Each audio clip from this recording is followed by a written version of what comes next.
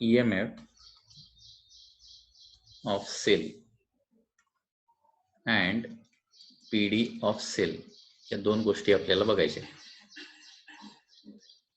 EMF of cell and PD म्हणजे potential difference of cell. Okay, आता EMF याचा long form काय आहे, तर इट इज इलेक्ट्रोमोटिव्ह फोर्स असा याचा लॉंग फॉर्म आहे. EMF चा लॉंग फॉर्म काय आहे, इलेक्ट्रोमोटिव्ह फोर्स. आता याच्या नावात जरी फोर्स असलं तरी तो फोर्स नाहीये, लक्षात घ्या. फोर्स नाहीये, तर ते एक प्रकारचं पोटेन्शियल डिफरन्सच आहे EMF. ठीक आहे. आता EMF ऑफ अ सेल म्हणजे एक्झॅक्टली काय, तर त्याची डेफिनेशन बघा. EMF of cell is defined as EMF of cell is defined as work done or EMF of cell म्हणजे काय असतं, work done or energy supplied by cell. Work done or energy supplied by cell to circulate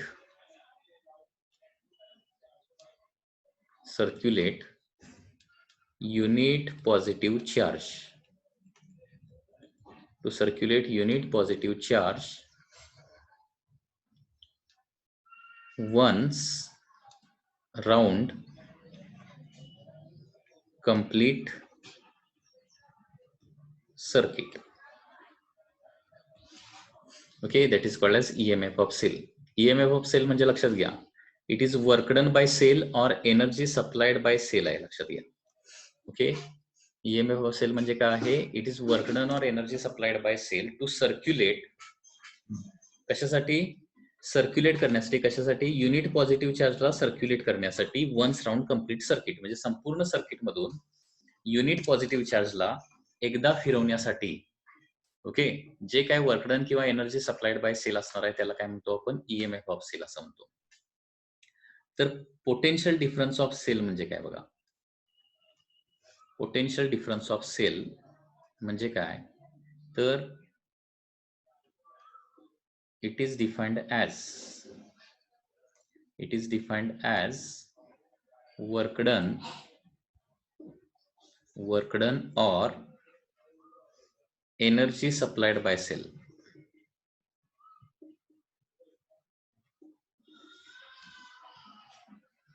Work done or energy supplied by cell to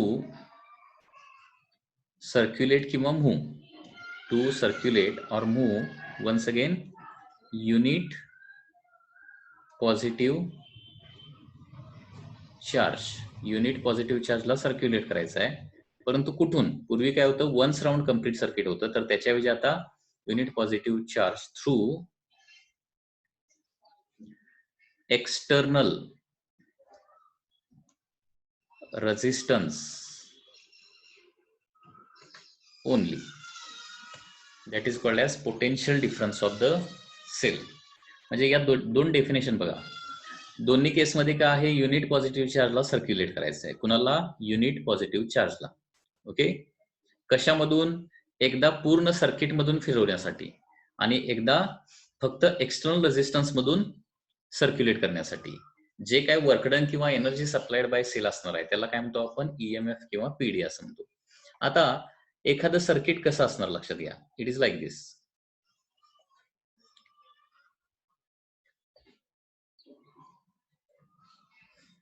So for example, this is a battery. Okay, बॅटरीच्या बाहेरचं जे circuit असणार आहे त्या बाहेरच्या सर्किटला एकूण resistance काय असणार आहे, कॅपिटल R असणार. फॉर एक्झाम्पल, ओके, हे बॅटरीचं पॉझिटिव्ह टर्मिनल आहे आणि हे बॅटरीचं काय आहे, निगेटिव्ह टर्मिनल आहे. Okay, so this is a battery. आणि बॅटरीच्या पॉझिटिव्ह आणि निगेटिव्हच्या मध्ये काय करणार आहे आपण, एक्सटर्नल रेजिस्टन्स जोडणार आहे. आता करंट कसा फ्लो होतो लक्षात घ्या. तुम्हाला माहिती आहे करंट कसा फ्लो होतो, तर बॅटरीच्या पॉझिटिव्ह टर्मिनल कडून एक्सटर्नल रेजिस्टन्स मधून निगेटिव्ह टर्मिनल कडे येतो. आता करंट इथे येऊन स्टॉप होत नाही. करंट जो आहे तो एका लूप मध्ये फ्लो होत असतो. ओके, कारण charge can neither be created nor be destroyed, it can only B transferred. लक्षात घ्या. चार्जला आपण क्रिएटही करू शकत नाही किंवा डिस्ट्रॉय करू शकत नाही, त्याला फक्त ट्रान्सफर करता येतं. ठीक आहे. त्याच्यामुळं पॉझिटिव्ह चार्जला पॉझिटिव्ह टर्मिनलला चार्ज निर्माण होणार नाही लक्षात घ्या, किंवा निगेटिव्ह टर्मिनलला चार्ज आल्यानंतर डिस्ट्रॉय होणार नाही. तोच चार्ज फक्त सर्क्युलेट झालेला असतो. आता इथं कसं सर्क्युलेट होणार, तर निगेटिव्ह टर्मिनल मधून बॅटरीच्या आतमधून पॉझिटिव्ह टर्मिनल पर्यंत पोहोचणार आहे.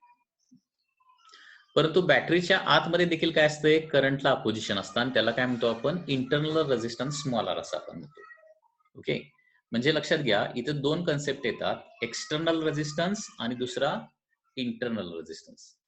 बॅटरीच्या बाहेर जो सगळा टोटल रेझिस्टन्स असणार त्याला काय म्हणणार आपण, एक्सटर्नल रेझिस्टन्स असं म्हणणार. आणि बॅटरीच्या आतमध्ये जो opposition to flow of electric current आहे त्याला काय म्हणणार आपण, इंटरनल रेझिस्टन्स असं म्हणणार आहे. लक्षात घ्या.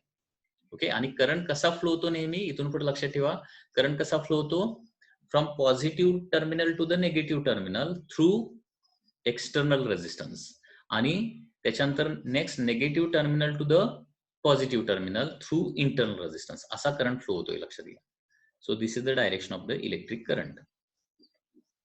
आता इलेक्ट्रिक करंट फिरवायचा म्हणजे चार्जला सर्क्युलेट करायचं आहे, आणि हे चार्जला सर्क्युलेट करण्यासाठी या संपूर्ण पाथवर अपोजिशन असताना देखील सर्क्युलेट करण्यासाठी काहीतरी एनर्जी सप्लाय करावी लागणार आहे सेलला, किंवा काहीतरी वर्क डन करावं लागणार आहे, तर त्याला ईएमएफ किंवा पीडी असं म्हणायचं. आता ईएमएफ म्हणजे काय, वन्स राऊंड कम्प्लीट सर्किट म्हणजे काय, capital R and small r या दोघांच्या मधूनही, लक्षात घ्या मी काय सांगतोय, लक्षात घ्या, एक्सटर्नल रेझिस्टन्स आणि इंटरनल रेझिस्टन्स या दोघांच्या मधूनही युनिट पॉझिटिव्ह चार्जला सरकवण्यासाठी, okay, once round complete circuit म्हणजे दोन्ही रेझिस्टन्स मधून सरकवण्यासाठी जे काय वर्कडन होणार आहे त्याला ईएमएफ म्हणायचं. म्हणजे ईएमएफ म्हणजे कुठलं वर्कडन होणार बघा, पॉझिटिव्ह टर्मिनल पासून निगेटिव्ह टर्मिनल पर्यंत, आणि निगेटिव्ह टर्मिनल पासून परत पॉझिटिव्ह टर्मिनल पर्यंत युनिट पॉझिटिव्ह चार्जला आणायचं आहे. यालाच वन्स राऊंड कम्प्लीट सर्किट असं आपण म्हणणार. म्हणजे external resistance as well as internal resistance दोघांच्या मधूनही, म्हणजे once round complete circuit unit positive चार्जला सर्क्युलेट करण्यासाठी जे वर्कडन होणार आहे किंवा जी एनर्जी सेल सप्लाय करणार आहे त्याला EMF, electromotive force of the cell असं म्हणायचं. कसे देत आहे. आणि पोटेन्शियल डिफरन्स ऑफ सेल म्हणजे काय, फक्त युनिट पॉझिटिव्ह चार्जला फक्त एक्सटर्नल रेझिस्टन्स मधून सरकवायचं आहे, म्हणजे पॉझिटिव्ह टू निगेटिव्ह फक्त यायचं आहे. त्याच्यासाठी होणार जे वर्कडन आहे तर त्याला काय म्हणायचं, that is potential difference of the cell असणार आहे. ओके, सो ईएमएफ म्हणजे थोडक्यात काय असणार आहे, म्हणजे डेफिनेशन फॉर्म्युला काय येणार बघा याचा, ईएमएफ म्हणजे it is work done per unit charge, आणि हे वर्क डन कुठलं, कम्प्लीट सर्किट, म्हणजे external as well as internal. आणि पीडी म्हणजे काय असणार आहे, it is work done per unit charges असणार आहे, परंतु हे वर्क डन कुठलं असणार आहे, work done through capital R फक्त असणार आहे. आणि त्याच्यामुळे ईएमएफ आणि पीडी दोघांचे एसआय युनिट काय येणार लक्षात घ्या, एसआय युनिट येणार आहे, कारण वर्क डन पर युनिट चार्जला युनिट काय असतं, व्होल्ट. दोघांचंही एसआय युनिट येणार आहे volt, which is denoted by capital P. तर ही गोष्ट लक्षात आली का बाबा. आता हे ईएमएफ, पीडी या सगळ्यांच्या मधलं रिलेशन आपल्याला फाइंड आउट करायचं आहे. आता हे रिलेशन आपण कसं फाइंड आउट करणार बघा.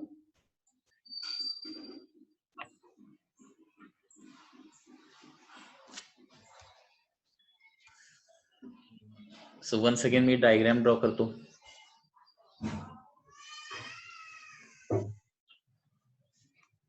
दिस is capital R, then this is a battery, आणि बॅटरीचा हा इंटरनल रेझिस्टन्स स्मॉल आर. ही वेगळ्या पद्धतीने डायग्राम ड्रॉ केलेली आहे. ठीक आहे, करंट कसा फ्लो होणार आहे या पद्धतीने.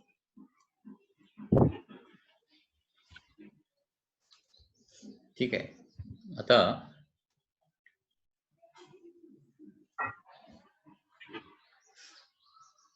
हे तिघांच्या मधलं रिलेशन काय येणार बघा, work done for complete circuit, work done for complete circuit is equal to काय येणार आहे work done through external resistance plus work done through internal resistance, बरोबर आहे ना. कम्प्लीट सर्किट मधलं वर्क डन म्हणजे काय येणार आहे एक्सटर्नल रेजिस्टन्स मधून होणारं work done plus internal resistance मधून होणारं वर्क डन.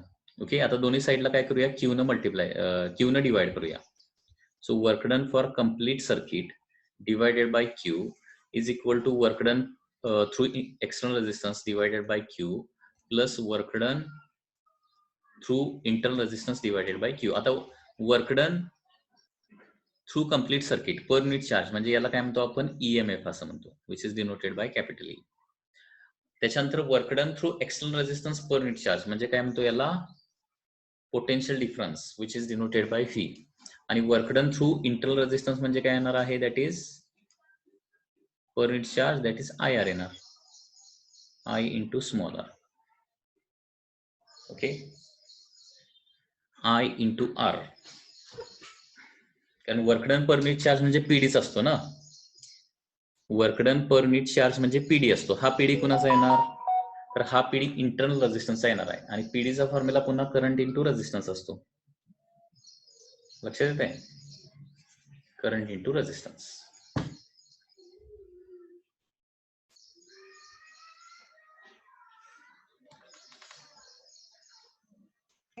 तर त्याच्यामुळं ईएमएफ पीडी आणि इंटरनल रेजिस्टन्स या तिघांच्या मधलं एक महत्वाचं रिलेशन आपल्याला मिळालेलं आहे आणि हे महत्वाचं रिलेशन काय आहे E is equal to V plus I R. हा फॉर्म्युला लक्षात ठेवायचा.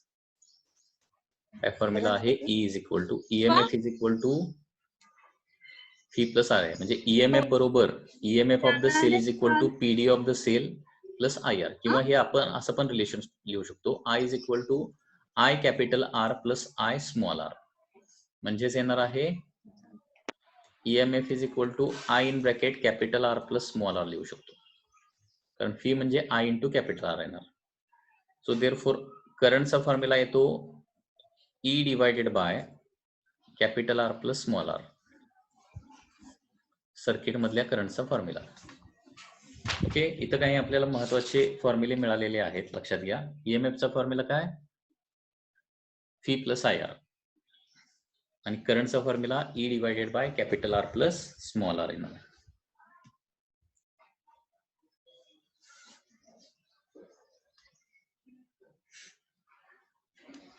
ओके, आता सेलचं एकूण व्होल्टेज किती असणार आहे, टोटल व्होल्टेज ई असणार आणि एक्सटर्नल रेजिस्टन्स ला जे व्होल्टेज वापरतो ते फक्त काय असणार आहे युजफुल व्होल्टेज असणार आहे. काय सांगतोय लक्षात येते का बघा. ई म्हणजे काय झालं total voltage of the cell आणि त्याच्यामधलं यूज कुठलं केवढं करू शकतो फक्त आपण फी जे आहे ते युजफुल आहे. त्याच्यामुळं लॉस्ट व्होल्टेज देखील असणार आहे. लॉस्ट व्होल्टेज नावाचे देखील कन्सेप्ट आहे. लॉस्ट व्होल्टेज, लॉस्ट व्होल्टेज काय असणार आहे ई मायनस फी असणार आहे, that is the lost voltage. त्याला लॉस्ट व्होल्टेज असं देखील म्हणतो आणि ई मायनस फी म्हणजे आय इंटू स्मॉल आर ना. ओके, सो लॉस्ट व्होल्टेज म्हणजे काही व्होल्टेज आपण काय करणार आहे लॉस करणार आहे. लॉस्ट व्होल्टेजचा फॉर्म्युला असणार आहे दॅट इज आय आर किंवा ई मायनस फी. लक्षात येत आहे. आणि त्याच्यामुळं इफिशियन्सी ऑफ ए सेल म्हणजे एखाद्या सेलची इफिशियन्सी, एखादं सेल किती इफिशियंट आहे, इफिशियन्सी ऑफ सेल कसं डिटरमाइन करणार बघा.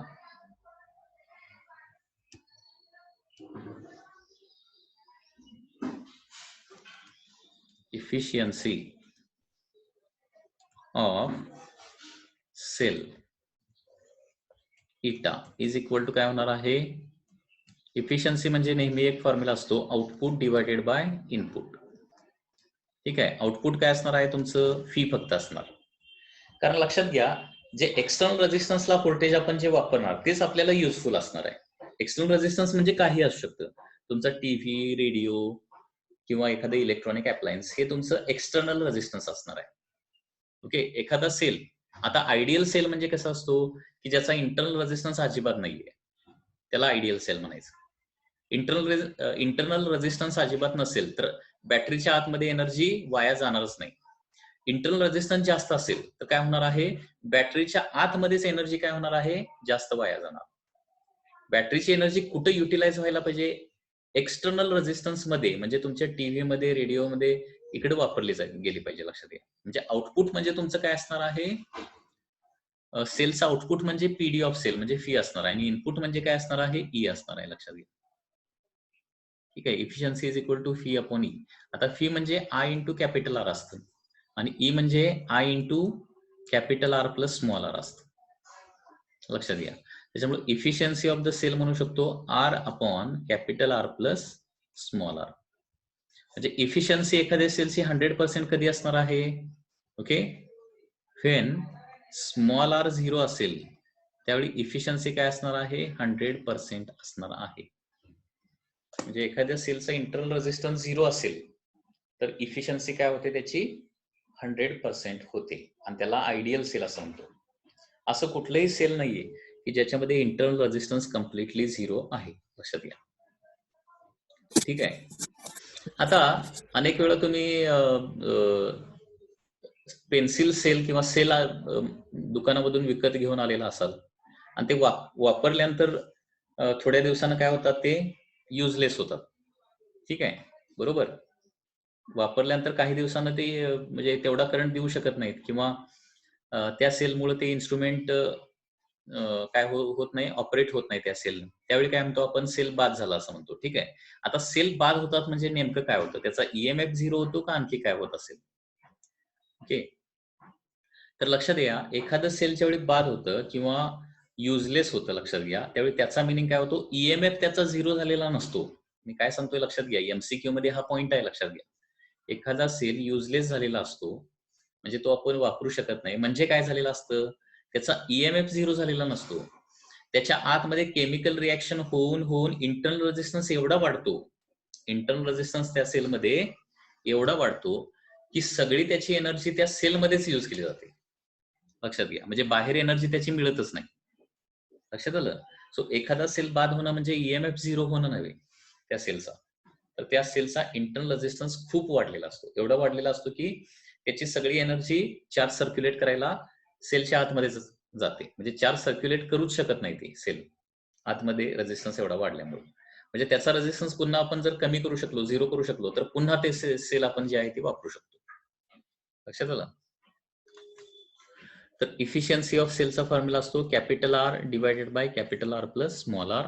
पर्सेंटेज मध्ये काढायचं असेल तर इंटू 100. ओके, इंटू 100 हे पर्सेंटेज मध्ये आहे ना.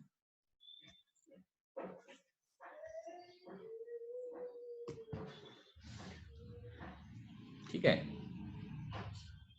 आता जर मला एक गोष्ट सांगा की ईएमएफ अँड पीडी याच्यामध्ये लार्जर कोण असेल? म्हणजे कुठलं रिलेशन करेक्ट असेल? इज लेस दॅन पीडी असेल का इज इक्वल टू पीडी असेल का EMF is greater than PD असेल?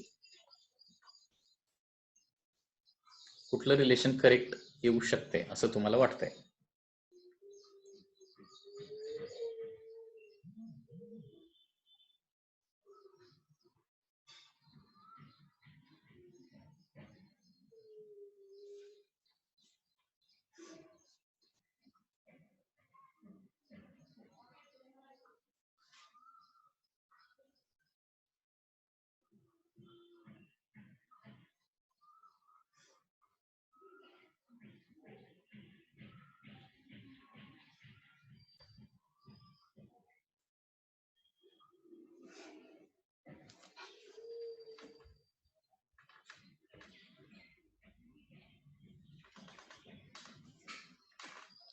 हा, आता इथं सगळ्यांचे आन्सर आलेले आहेत की ईएमएफ ग्रेटर दॅन पीडी, असं अनेक जणांनी आन्सर सांगितलेलं आहे. ठीक आहे, EMF is greater than PD. परंतु लक्षात घ्या, दिस कंडिशन म्हणजे पर्टिक्युलर कंडिशन मध्ये हे देखील करेक्ट आहे, काही पर्टिक्युलर कंडिशन मध्ये हे देखील करेक्ट आहे आणि हे देखील करेक्ट आहे. कंडिशन्स माहिती पाहिजेत. All three are correct. EMF can be less than PD, EMF is equal to PD, EMF is greater than PD. हे तिन्ही करेक्ट आहेत. लक्षात येते. आता हे कधी करेक्ट असतं तर त्याच्यामध्ये काही स्पेशल केसेस आपण बघूया. तर त्याच्यामधले स्पेशल केसेस काय आहेत? तर फर्स्ट आहे डिस्चार्जिंग ऑफ सेल. सेल ज्यावेळी डिस्चार्ज होत असतो, discharging of cell. Cell discharge होणं म्हणजे सर्किटमध्ये आपण सेलला लावलं आणि करंट जो आहे तो त्याच्या positive to negative current flow होतोय. म्हणजे असा हा सेल आहे, प्लस मायनस, ओके, आणि इथे एक्सटर्नल रेझिस्टन्स आहे. ठीक आहे. आणि ज्यावेळी current positive to negative flow होतो त्यावेळी त्याला काय म्हणायचं, डिस्चार्जिंग ऑफ सेल. आता बघा, ईएमएफचा फॉर्म्युला काय आहे, E is equal to V plus I R. आता पॉझिटिव्ह टू निगेटिव्ह करंट म्हणजे काय म्हणायचं, त्याला पॉझिटिव्ह करंट म्हणायचं. म्हणजे रेग्युलर डायरेक्शन असेल तर पॉझिटिव्ह करंट म्हणणार, आणि करंट जर पॉझिटिव्ह असेल तर काय होणार आहे, ई इज म्हणजे E is greater than V होणार, कारण आय आर ही जी टर्म आहे, कारण फी मध्ये आय आर ऍड केल्यानंतरच ई तयार होणार ना. म्हणजे फी कमी असलं पाहिजे, ई जास्त असलं पाहिजे. पण कधी सेल डिस्चार्ज होत असेल तर, म्हणजे करंट बॅटरीच्या पॉझिटिव्ह टू निगेटिव्ह फ्लो होत असेल तर.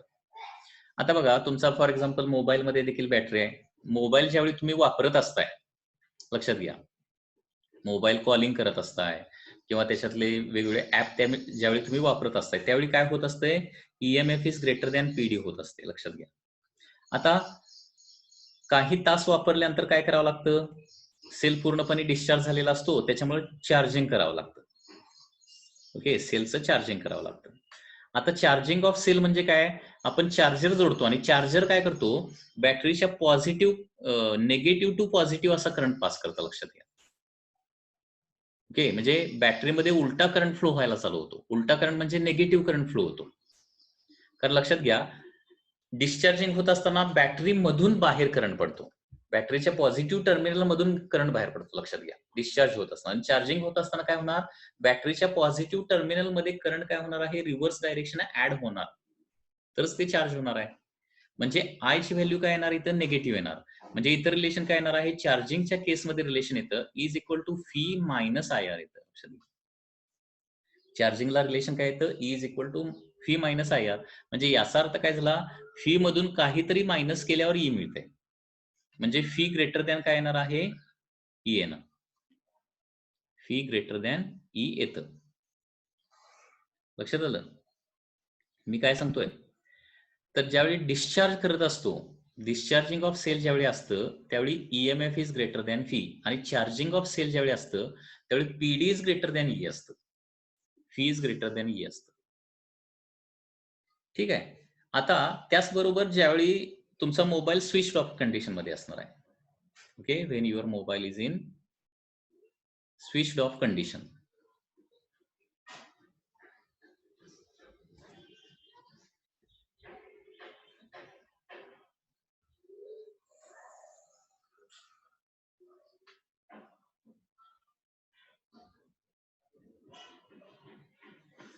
पुन्हा एकदा या सगळ्या केसेस बघा.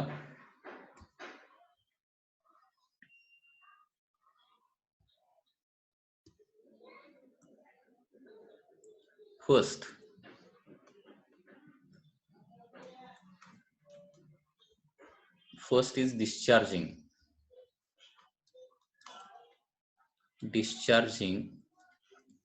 Of sale.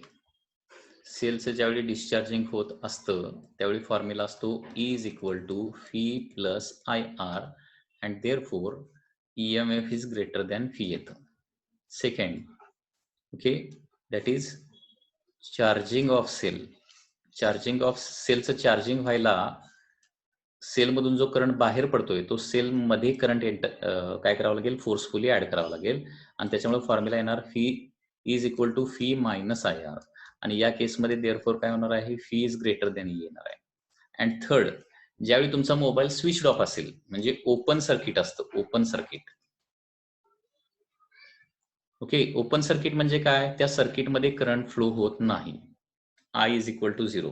आता I is equal to zero झालं तर ई इज इक्वल टू काय होणार, फी प्लस झिरो होणार ना, कारण V is equal to V plus I into R आहे. I is equal to zero झालं, त्याच्यामुळं आय आर ही टर्म जाणार आहे, so E is equal to V येणार आहे. म्हणजे E can be greater than V, E can be greater than V, और V can be greater than E, और E is equal to V. हे तिन्ही करेक्ट रिलेशन आहेत. फक्त कुठल्या कंडिशनला आहे, एक आहे डिस्चार्जिंग, दुसरा आहे चार्जिंग आणि तिसरा आहे ओपन सर्किट. या पद्धतीनं आहे. लक्षात आलं? त्याच्यानंतर आणखी एक कंडिशन आहे, दॅट इज शॉर्ट सर्किट.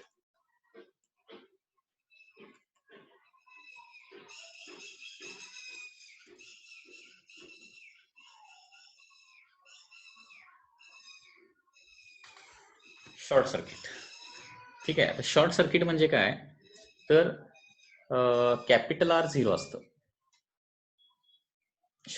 एखाद्या सेलला शॉर्ट सर्किट करायचं म्हणजे काय, बॅटरीचं पॉझिटिव्ह टर्मिनल जे आहे ते डायरेक्टली निगेटिव्ह टर्मिनलला जोडायचं, मध्ये कुठलाही रेझिस्टन्स नसला पाहिजे, त्याला शॉर्ट सर्किट म्हणायचं.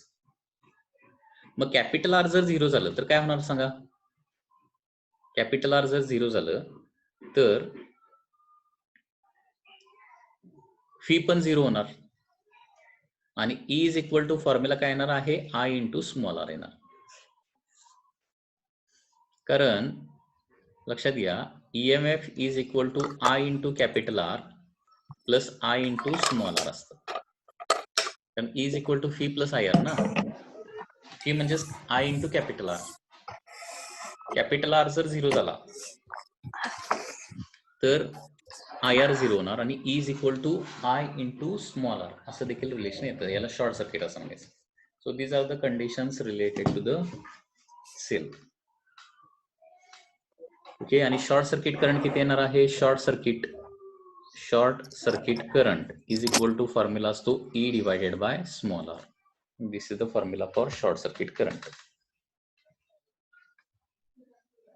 ओके. इथपर्यंतचा पाठ लक्षात आला का बघा. कोणाला काही डाऊट असेल तर विचारा.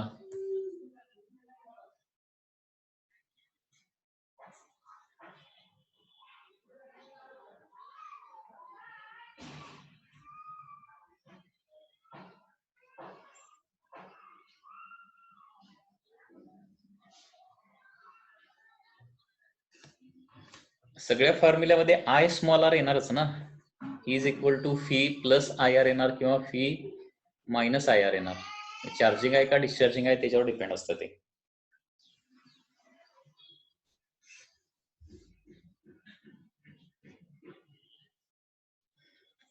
स्मॉल r कधी 0 होत नाही आणि ओपन सर्किटला मात्र काय होतं, IR 0 होऊ शकतं ओपन सर्किटला.